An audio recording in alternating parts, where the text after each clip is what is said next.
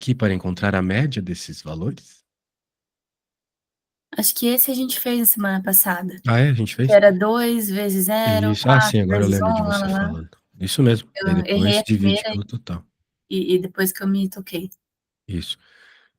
Ah, sim, eu até falei contigo sobre a dificuldade de calcular um quartil. Acho que era isso. A dificuldade de calcular um quartil quando a gente tem medidas que não são, que estão dentro de classes. Eu te mostrei uma fórmula que era super difícil. É que eu Sim, dou sim. tanta aula de estatística que eu nunca sei quem é o Já se aluno que eu falo perde, as né. coisas. Ah, Daí, não como tem na tua problema. aula aqui, por algum motivo, eu não mandei o que a gente anotou, daí eu fico ainda mais perdido. Não tem problema. Muito bem. Calculamos mediana. Ah, Sim. isso aqui é uma conta legal. Tem uma outra tabela aqui para calcular mediana. Ah, é essa conta aqui que eu te mostrei que era complicada. É a Sim. mediana, quando a gente tem uma distribuição de classes, né? Olha só, uma tabela de classes, porque a gente não sabe exatamente, né, quem são os termos, né? Por exemplo, eu posso Uhum. até notar, né, que a mediana vai estar aqui, nesta classe aqui. Só que essa classe, ela tem vários elementos, ela tem, na realidade, 344, né? E eles estão nas temperaturas de 300 a 350, então quem é a mediana? Não sei. Mas a gente pode fazer um cálculo, né, com uma conta um pouco chata, que ela realmente envolve muitos dados aqui ao mesmo tempo, Uhum. mas a gente consegue encontrar a mediana. Então, se eventualmente aparecer uma tabela de frequências para ti, é isso que você tem que fazer. Beleza. Muito bem. Moda. Moda você já sabe o que é, né? É só pegar aquilo que tem a maior frequência. Pronto. Sim. E tem umas modas aí também um pouco diferentinhas, tipo a moda de Pearson, que é 3 vezes a mediana menos 2 vezes a média, Que se ok? usa pra quê? Bem, normalmente essa moda de Pearson aqui se usa de novo em situações que você não consegue dizer exatamente qual é o elemento com maior frequência, assim. Por Hum, exemplo, numa tabela ou num gráfico, tá. ok? Bom, muito bem. Ahn, bem, de modo geral, né? Estatística tem disso, né? Sabe que quando a gente vai ver aquelas pesquisas eleitorais, aquilo lá é tudo estatística, né? Só que tem Sim. uma pesquisa que dá um resultado, tem outra que dá outro. Na realidade, isso se deve ao tipo de estatística que eles usam por trás da pesquisa, né? Então, às vezes, Sim. talvez por uma questão de gosto, a pessoa prefira a moda de Pearson, outras vezes a moda normal. Então, é bom saber que existem as duas, beleza? Uhum. Show de bola. Então, continuando, ahn, temos aqui, assim, esses gráficos, né, maravilhosos aqui, de assimetrias. Como você pode perceber, né, nem sempre os dados, né, eles são simétricos, eles vão ter, vamos dizer assim, uma mesma quantidade antes e depois da metade, né? Por exemplo, Uhum. aqui dá para dizer claramente, né, ele até indica que a moda está aqui, provavelmente a mediana também está aqui, a média vai estar por aqui também, né? Só que você tem poucos dados antes da média e bastante depois da média, tá vendo? Sim. Então você teria um gráfico que não é simétrico, né? Ele Perfeito. apresenta uma média, claro, mas ele vai ser, vamos dizer assim, um pouco mais abrupto inicialmente e depois vai decrescer mais devagar. Então são essas assimetrias. Esses cálculos de assimetria também são possíveis, tá? Mas eu vou deixar para lá nesse primeiro momento aqui. Eu quero chegar em outra coisa. Beleza, daí tem as separatrizes, só para tu saber o que são, né? São também medidas de localização, né? Uma Isso a gente média. usa muito dentro da medicina fetal. Ah, é?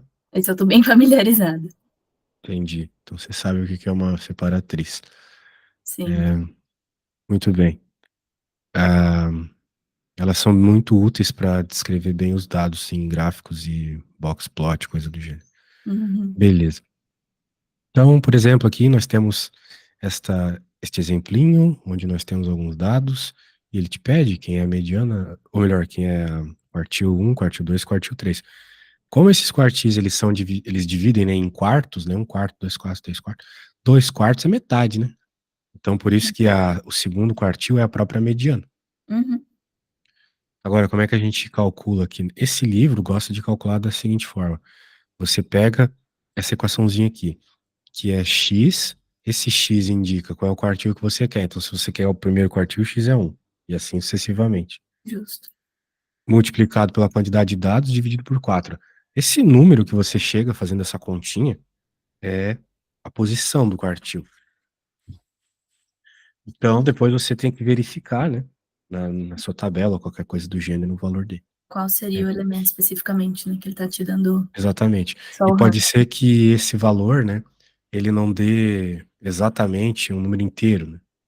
Então, Uhum. o que é que você tem que fazer? Você, digamos que desse 6,2, 6,3, 6,4. Você teria que pegar a média entre o sexto elemento e o sétimo elemento. Disso eu não Então, sabia.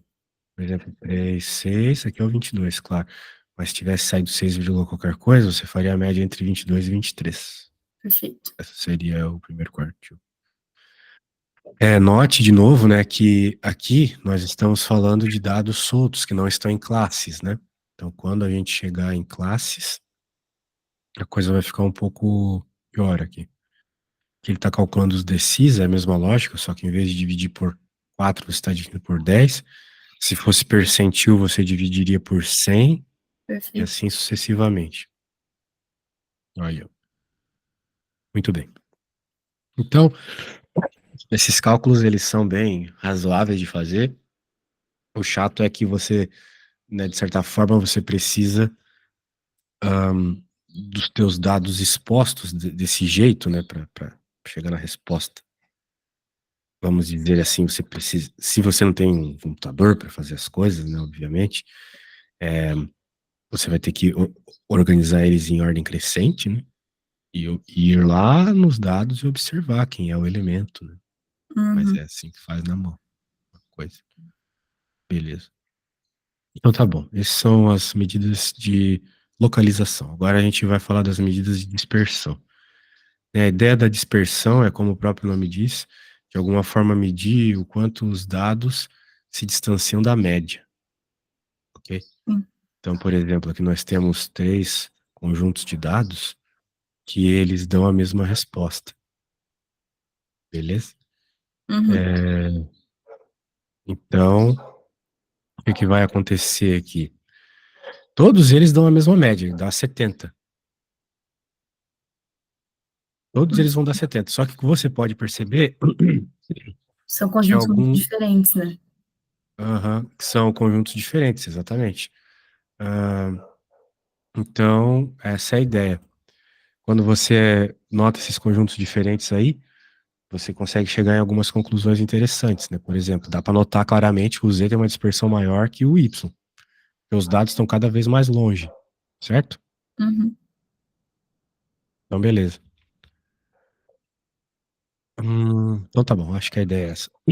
Claro, a gente pode fazer uma conta para definir isso. Beleza, então vamos lá. Deixa eu pegar aqui uma coisa. Beleza, agora foi. Variância. Sabe, essas contas, né? Elas vão, de novo, sempre depender de como os teus dados chegam para ti.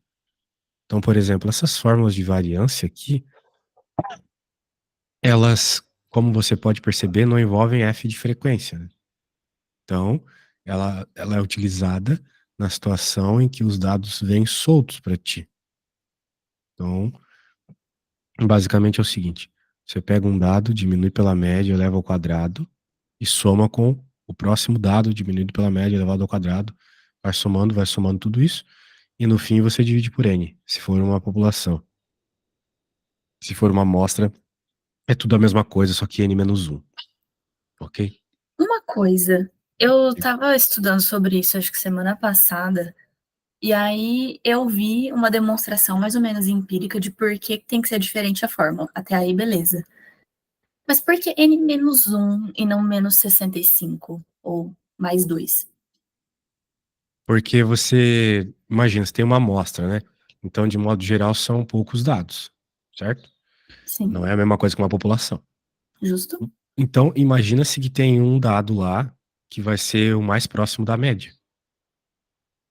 Como Certo. você está diminuindo um valor pela média, imagina quando você diminuir esse dado pela média. Então vai dar zero, né? Então, de certa forma, esse valor, ele não influencia na variância.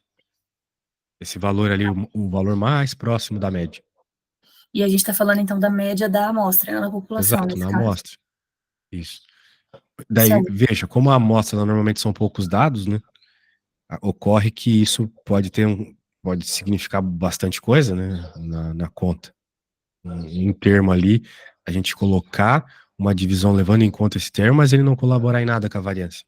Então, por isso que a gente diminui por um. Entendi, para excluir esse bendito. Tá, agora fez sentido. Exatamente. A ideia é essa. Show, por exemplo, aqui, ó. Aqui dá para calcular a variância, mas são poucos dados, né? E veja aqui, ó, ocorreu de ter exatamente um cara que é igual à média. Uhum, Então a gente vai excluir esse cara porque ele não está influenciando em nada na variância. entendi. Tá, agora fez total sentido. Isso.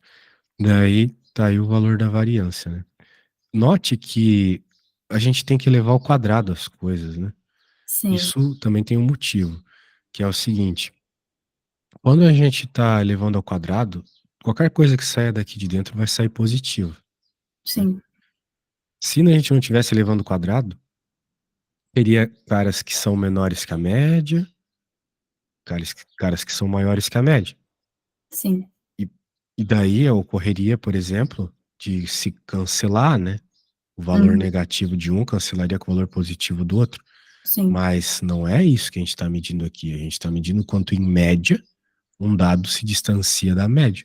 Então, seja essa distância positiva ou negativa, maior ou menor que a média. A questão aqui Uhum, é a distância, o quanto varia, o quanto está longe. Beleza? Então, por sim. isso tem que ficar ao quadrado. Só que a consequência de elevar esses números ao quadrado é que a variância fica com uma unidade estranha. Por exemplo, tempo, né? Que tempo em anos. 1,92 São anos, anos então vai ficar quadrados, ano né? ao quadrado? Não faz muito sentido, né? Daí você chega em valores assim para variância que não são muito interessantes de se fazer uma interpretação, por exemplo, o que é isso aqui? Mas quando a gente introduzir o padrão, que é a raiz quadrada da variância, a coisa já funciona um pouco melhor. Então, vamos lá. Vamos fazer esse exercício aqui. Veja que nós temos os corpos de prova, o laboratório A, B e C. Nós notamos aqui, ó, incisões feitas em crianças numa cirurgia. Daí nós temos aqui 1,99, 1,99. Eu acho que a média aqui é 1,99 para o caso B, né? Sim. Mas para os outros casos a gente tem que calcular. Eu vou fazer o A, beleza? Depois Tá. você pode fazer o B. Vamos ver como eu faço o A aqui. Como os dados vieram soltos dessa forma, vamos pegar essa Deixa fórmula eu achar a página aqui. Que página que era? Que eu tô com a 37. apostila aberta. 17? Ah, 37. 37. Aí eu faço C, né? Não, mas espera eu fazer primeiro aqui. Ah, tá. Pensei que a gente Daí ia a fazer o mesmo. gente vai ter que compreender algum. Ah, sim, veja, né? Eu peguei a fórmula errada, porque eu peguei a fórmula da Da população. É só população. colocar um menos um aqui, pronto. Beleza. Então, a variância, que é o quadrado do desvio padrão, vai ficar. Bem, primeiro tem que calcular a média, né? Então, vou pegar minha calculadora aqui. Qual que é mesmo o nome dessa letra grega da variância? É sigma. Si, si. 2,59 mais Sigma 1. minúsculo? Porque o maiúsculo é o Esse é 1. o, esse é o minúsculo. Da hora. Dividido por 4, 2,48. 2,48. É, foi o que apareceu. Tem um 4 ali, né? Puxa bastante a média para É, cima. subiu bem. 2,48. Então vai ficar 2,59 menos 2,48 ao quadrado. Agora eu vou fazer isso aqui. Opa, deixa eu colocar um mais já de uma vez aqui.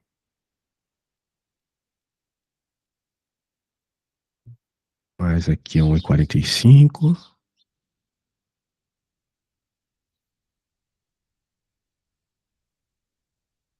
Um e nove. 4,79. Então fazer essa coisa aqui na mão é meio chata mesmo. Uhum. Vai ficar, são 4 dados, então vai ficar 4 - 1. Daí, vamos fazer as subtrações aqui. Vai ficar 11, 0,11. Ah, agora Menos aqui vai ficar 1,03. opa, menos 1,03. Opa, é que a calculadora ela tira da tela quando. Ah, você já fez a conta? Ah, se Já, você fizer aí pra mim, já ajuda, então. já, eu tô fazendo aqui. É Beleza, eu tenho menos que escrever e trocar 1,03 quadrado. 1,03 ao quadrado, mais. Aí o outro é menos 1,39. O outro era menos também, mas enfim, vai dar ao quadrado, tanto faz, né? Sim, exatamente. E a última? 2,31. Ok. Tudo isso dividido por 3. Daí agora tem que levar esses maninhos ao quadrado aí. Que vai dar 0,0121 mais 1,0609 mais 1,9321 mais 5,3361.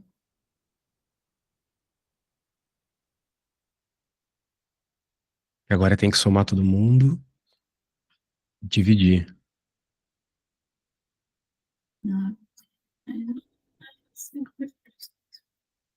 8,3412 sobre 3, que dá 2,7804.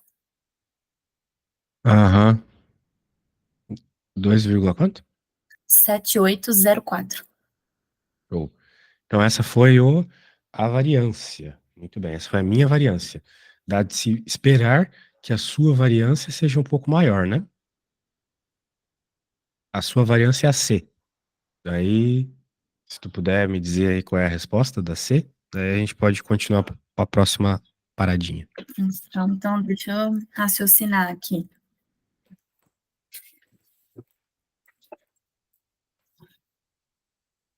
De novo, é só usar essa formulazinha aqui, beleza? Então, é 0,8 mais 0,01 mais 3,98 mais 7,59.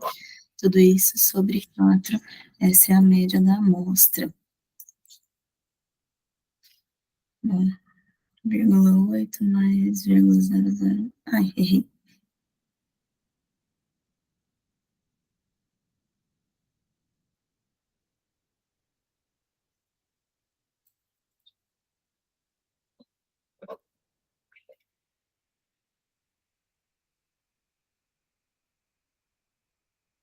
A média dessa amostra C é 3,095.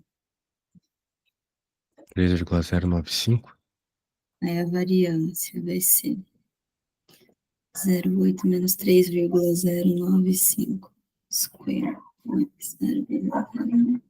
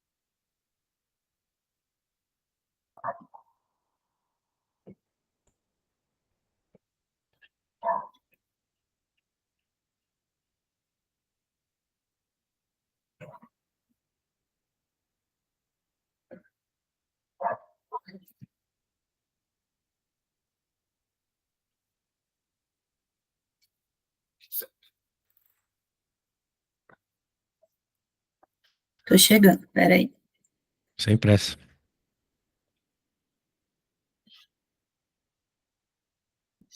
Nossa, mas tá ficando com umas vírgulas enormes aqui.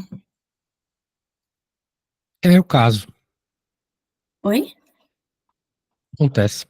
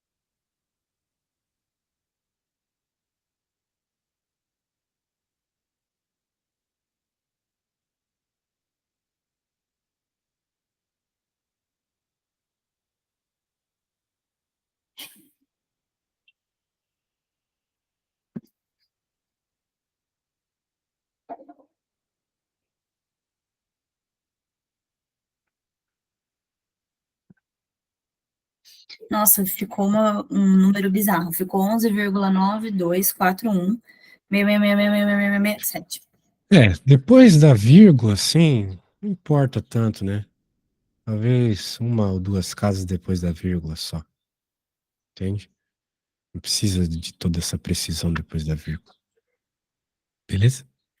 Sim. Então, o importante é que você chegou num valor maior que o meu, né? Que era o esperado. Show de bola. Então tá bom, parece que é isso mesmo. Agora voltemos aqui para a tabela. Daí ele está aqui mostrando agora o caso de quando a gente vai calcular desvio padrão com frequência, a fórmula é um pouco diferente, mas resumidamente é multiplicar a frequência no lugar certo. E ele vai falar todo aquele argumento que eu te dei lá sobre a variância se chegar num valor estranho. A gente tem que usar o desvio padrão, que normalmente é o que é utilizado, né? Quando a Uhum. gente vai fazer cálculos. Muito bem. Tem até um gráfico que é bem legal aqui, que fala sobre o desvio padrão numa medida normalizada, né? Que é o gráfico aqui da Gaussiana. De modo geral, quando você faz um desvio padrão para mais e para menos, você está pegando cerca de 68% dos teus dados, né? Vamos lembrar que a área abaixo do gráfico dá os dados, ok? Dá a Uhum. quantidade de dados que você tem. Então, você tem a média. Se você pega esse valor da média, subtrai e soma o desvio padrão, essa área que se gera aqui é 68% dos dados. Então, por isso, o desvio padrão é uma medida muito importante, porque ele serve para você construir, por exemplo, intervalos de confiança, testes de hipótese, coisas Uhum. do gênero, porque é sempre baseado em desvios padrões que você vai ter mais ou menos precisão nas suas medidas, entendeu? Sim. Por exemplo, aqui, dois desvios padrões, você já está na casa de 95%. É uma coisa que a gente escuta às vezes, né? O pessoal falando, quando está falando de alguma pesquisa, assim, alguma coisa científica, eles falam que, sei lá, uma medida teve 7 sigmas, 8 sigmas. Isso significa justamente a letra grega sigma aqui, ou seja, desvios padrões. Quanto mais sigmas você tem, mais certeza da sua resposta, porque mais dados você está pegando, entendeu? Uhum. Maior a sua região de confiança aqui, mais dados, vamos dizer assim, estão fazendo parte da sua análise. Então, a ideia é essa. Quanto mais sigmas, mais porcentagem de certeza. Muito bem. Show. Então, continuando. Vamos continuar aqui. Coeficiente de variação. Pois é.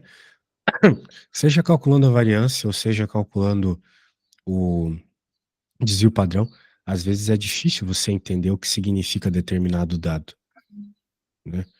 Será que esse desvio padrão que eu tenho é baixo, é alto, né? Não dá para saber assim diretamente. Mas se você fizer essa conta, a gente chega em alguns padrões. Essa conta é o desvio padrão dividido pela média vezes 100%.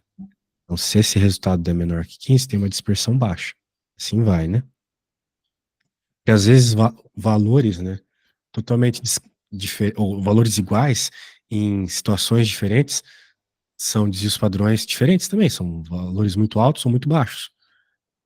Por exemplo, aqui, sobre o desvio padrão em altura e peso. A gente sabe, né, de modo geral, que a altura das pessoas ela não variam muito, né? Um homem vai ter, sei lá, uma diferença de 20 centímetros, 30 centímetros no máximo de um para outro. Agora, a massa da pessoa, né? Peso, pode variar demais, né? Uhum. Tem pessoas muito magras e muito gordas com a mesma altura. Então, espera-se, né, que o desvio padrão seja muito maior quando a gente está falando de peso. Só que quando eu olho para esses dados aqui, eles parecem valores bem próximos um do outro, né? 8 e 11 ali, bem próximo.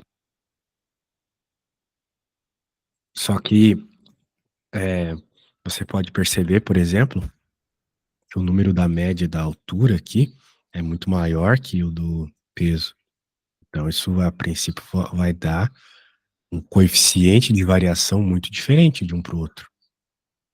No caso da altura, 4,5. No caso do peso, 15,25. Então, é 3 vezes, né? Uma variância 3 vezes maior peso. Uhum. Beleza. Então, vamos lá. Ah, sim, olha só. Aqui a gente já começa a entender o box plot. O box plot ele é uma forma de localizar os dados. Ele se baseia no limite inferior, superior, os quartis e a mediana. Então, é isso, basicamente. Sim. Só que na vertical. Exato. É, e também, né, o fato de que o box plot ele está dentro de uma caixa, né? Essa caixa ela também está limitada por algumas coisas aqui. Quando tu vai construir ela, tu tem que fazer essa coisinha aqui, né? Que é o, por exemplo, é o limite superior é o quartil 3, mais 3 meses do DJ. O DJ aqui é o que mesmo? Ele definiu aqui em cima. Intervalo interquartil. DJ. Que é o Q3 menos o Q1. Ok? Nossa, mas DJ? Que, né? Nem em inglês não funciona. De onde ele tirou essa letra? Sei lá, displacement. Uma coisa Hum. assim.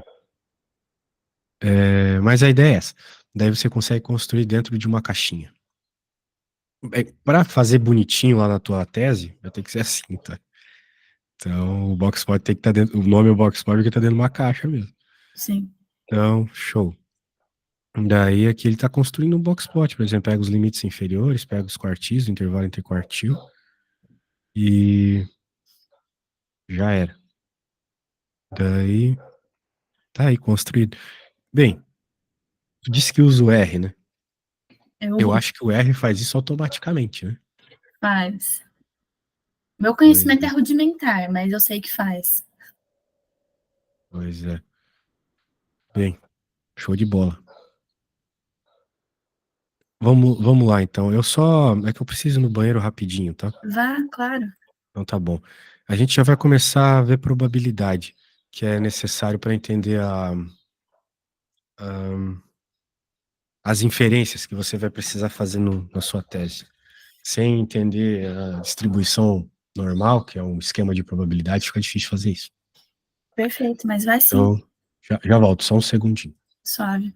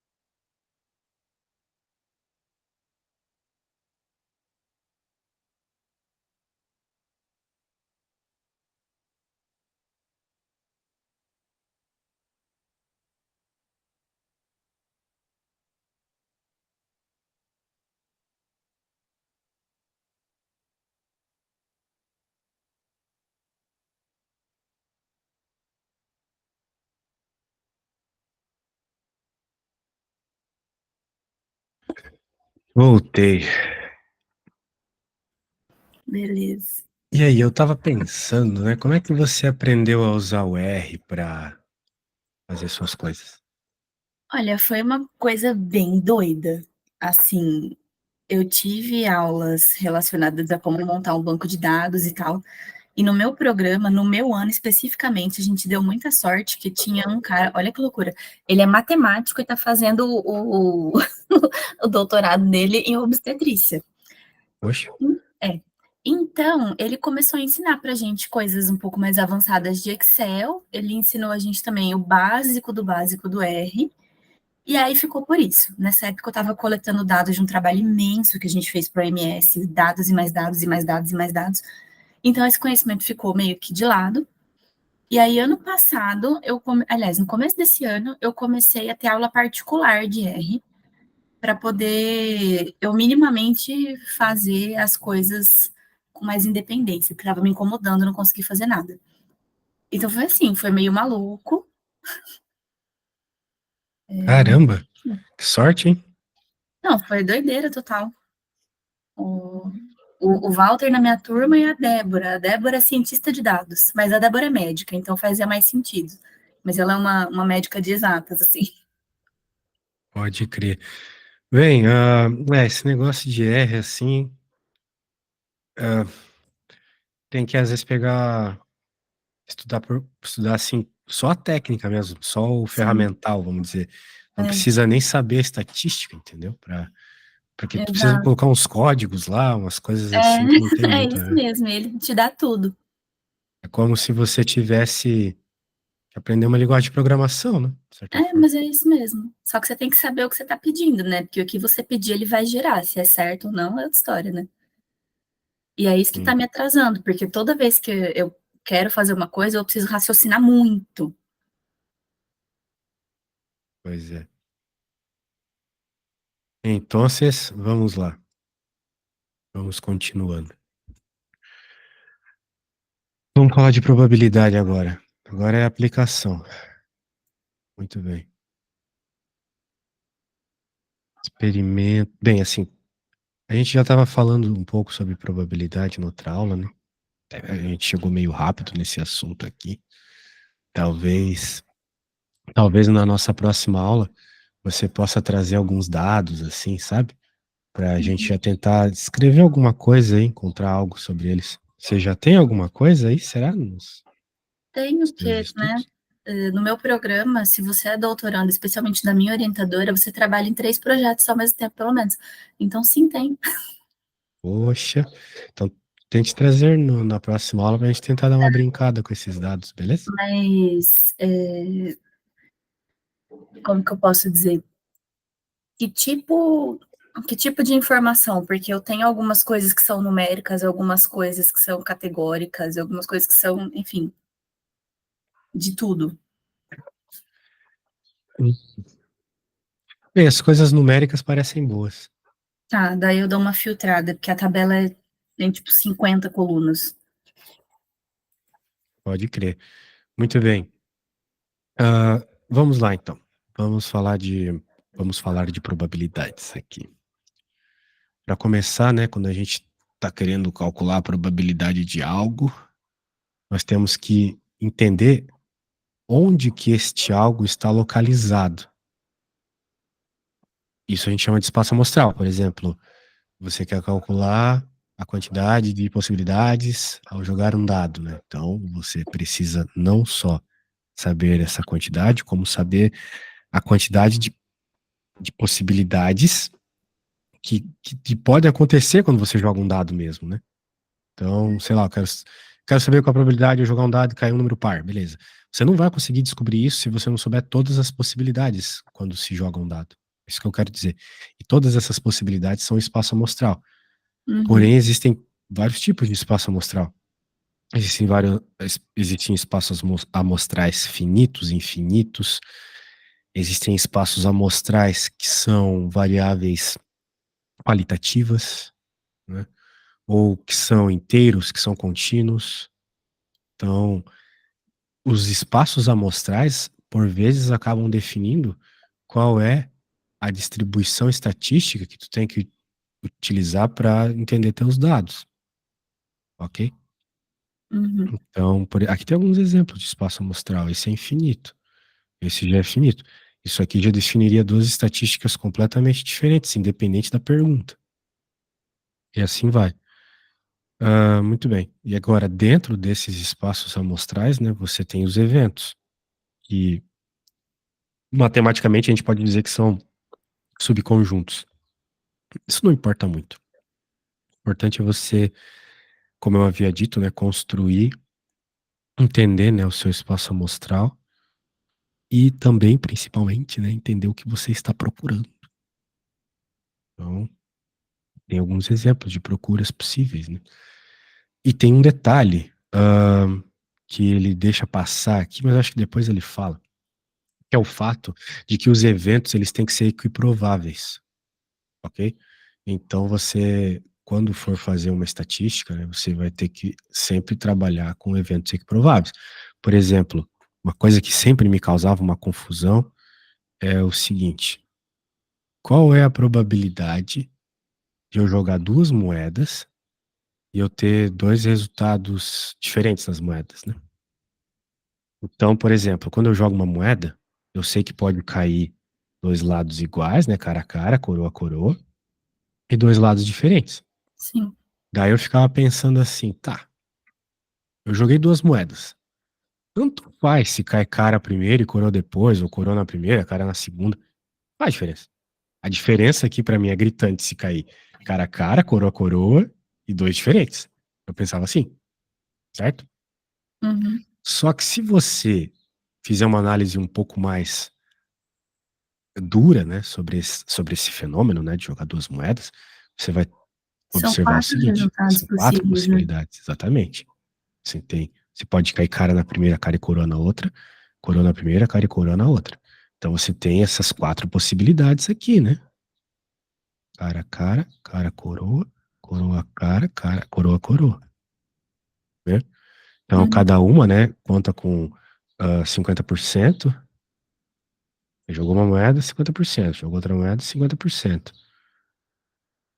Já te dando um spoiler, né? Para encontrar a probabilidade, você tem que sempre multiplicar as probabilidades independentes. Então, 0,5 vezes 0,5, aqui a probabilidade disso acontecer é 0,25. E é a mesma para todas, né? Ou seja, que provável. Então, a gente está falando de algo que faz sentido aqui. Não faria nenhum sentido esse negócio. Ok? Uhum. Outra situação, né? Que aparece muito isso. É importante para tu conseguir fazer os vínculos com a tua área, tá? Por exemplo, se você joga dois dados, né? Ah, então, por exemplo, você joga dois dados, existem algumas possibilidades para isso, né? Então, quantas são as possibilidades? Você poderia pensar que cair alguns resultados são mais ou menos prováveis se cair outros. Por exemplo, né? Talvez cair dois números iguais, né? Teria diferença de cair dois números diferentes? Dependendo da forma que você escreve a probabilidade, sim. Ok? Por Uhum. exemplo, jogamos dois dados, e assim vai, né? Dois, três, quatro, cinco e seis. Tô supondo a situação que no primeiro dado cai um, daí os outros resultados para os outros dados.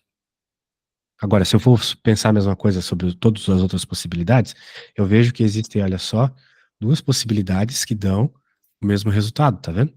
Sim. Tipo, dependendo da forma que você tá pensando, isso aqui pode ser o mesmo resultado, né? Sim. Tá jogando ao mesmo tempo ali, tanto faz. Às vezes não, às vezes, sei lá, por qualquer motivo, a gente pega o primeiro número, ah, divide por dois e soma quanto, daí já é outra história, entendeu? Mas se eu Uhum. tô pensando só em cair o mesmo resultado, né? Então ali aconteceu isso. Só que, por exemplo, nunca vai acontecer, né, uma coisa como essa com números iguais, né? Só existe só existe um, dois, dois, e assim vai, né? Sim. Enquanto, por exemplo, existe dois desse resultado aqui. Então, são situações que você precisa avaliar, tá? Nem sempre é tão direto, tão preto no branco assim. Sempre a mesma Uhum. coisa. Você entendeu o que eu quis dizer, né? Sim. Isso. Muito bem. Daí eu ficava pensando assim, mas se isso é considerado o mesmo resultado, olha só o meu pensamento. Aí você vai entender por que que eu tô falando tudo isso. Se isso é considerado o mesmo resultado, então eu não posso contar ele duas vezes no meu espaço amostral. Eu Ah, pensava, eu mas tenho que tem jogar que esse cara contar. fora. Pois é, eu tenho que contar. Tem que contar, porque pode acontecer. Pode acontecer, mas eu ficava pensando assim, eles são os mesmos resultados, eu não posso considerar, porque tem vezes que a ordem importa e tem vezes que a ordem não importa, certo? Uhum, Isso até na matemática a gente chama um de combinação e outro de arranjo. Então eu ficava pensando assim, se a ordem aqui não importa, eles são o mesmo resultado, então eu não posso contar eles duas vezes. Eu pensava isso. Só que olha o problema que isso causa. Depois que eu escrevo todos os resultados, né? Eu chego lá no 66, daí a gente tem um problemão. Porque esse cara aqui e, por exemplo, esse cara aqui, qualquer outro cara, seja, não, esse aqui vai ser a mesma coisa. Esse cara ou qualquer outro cara, eles não têm a mesma probabilidade de acontecer, entende? uhum, Então, não seria equiprovável. Portanto, eu não poderia fazer estatística. Eu só posso fazer estatística se as minhas possibilidades, quando eu tenho um evento, elas são equiprováveis, ok? Então é por uhum, isso que eu sou obrigado, querendo ou não, a contar resultados que não têm a mesma ordem na hora que eu estou construindo meu espaço amostral, beleza? Porque uhum. daí todas as possibilidades aqui são equiprováveis, ok? Então Sim. essa questão do equiprovável é muito, muito, muito importante, às vezes a gente negligencia. Beleza. Certo, e daí a gente vai, uma vez que fazemos isso, né, existem algumas operações que nós podemos fazer com os conjuntos. Por exemplo, a união, a interseção. A união é quando você junta todos os elementos do conjunto. E a interseção são só aqueles elementos que se relacionam, né? Ou seja, que estão nos dois conjuntos ao mesmo tempo. Isso que é uma interseção. Então tem que tomar algum cuidado, porque, por exemplo, se você vai contar a união, pode ser que você conte mais de uma vez o mesmo elemento. Por exemplo, digamos que você tem uma sala com, olha só, 40 alunos. Daí você Uhum, pergunta assim: quem gosta de futebol? Todo mundo gosta de esporte, né? Daí você pergunta: quem gosta de futebol? 30 levantou a mão. Quem gosta de vôlei? 20 levantou a mão. Mas a sala tem 40. Se você simplesmente for somar, né? Obviamente você vai somar mais do que tem de alunos na sala. uhum, Então, algum cálculo deve ser feito para subtrair esses alunos, né? Que, nesse meu exemplo, que gostam dos dois esportes. Isso é o teorema de Bayes. E falando assim parece muito óbvio, né? Mas é claro. O problema é que às vezes a gente pega essas variáveis soltas numa conta, ou melhor, num problema, né, genérico, como tu vai ter que resolver, e não percebe que dentro daquele conjunto tem elementos que podem repetir. Daqueles conjuntos pode ter elementos que podem repetir, entendeu? uhum. Mas tem toda uma teoria estatística por trás para conseguir jogar fora desses dados repetidos. Às Sim. vezes você tem mais de um conjunto, né? De dois conjuntos. Em 3, 4 conjuntos. Então existe toda uma lógica ali para tirar esses repetidos de, sei lá, no caso ali, 3 ou mais conjuntos, né? Entende? Uhum. Então é bem importante isso. Que assim, os exemplos que eu dou são exemplos bem simples para entender a coisa por cima, assim. Só que o problema que você tem que resolver pode envolver coisas mais complexas. Mas Sim. se você não vai conseguir resolver o mais complexo se não entender o exemplo mais simples primeiro. Lógico. Isso. Então tá. Bem, nós temos algumas outras coisas aqui. Eu acho que na próxima aula a gente já consegue fazer. Olha, ele falou de equiprováveis.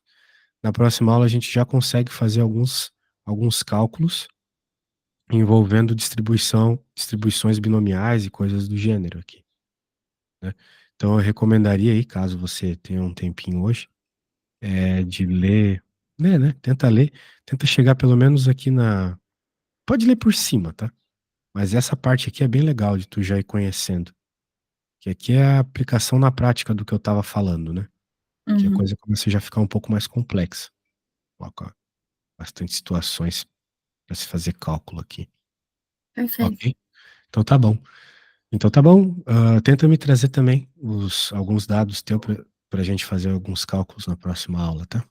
Tá, só tem uma limitação em relação a isso que eu acho importante falar, que é eu tenho dados de pessoas, então, lógico, eu vou anonimizar, mas eu não posso te mandar antes, Tá bom, sem problema. tá? Então tá bom. A gente se fala. Tchau, tchau. Valeu. Tchau, até quinta. Até quinta.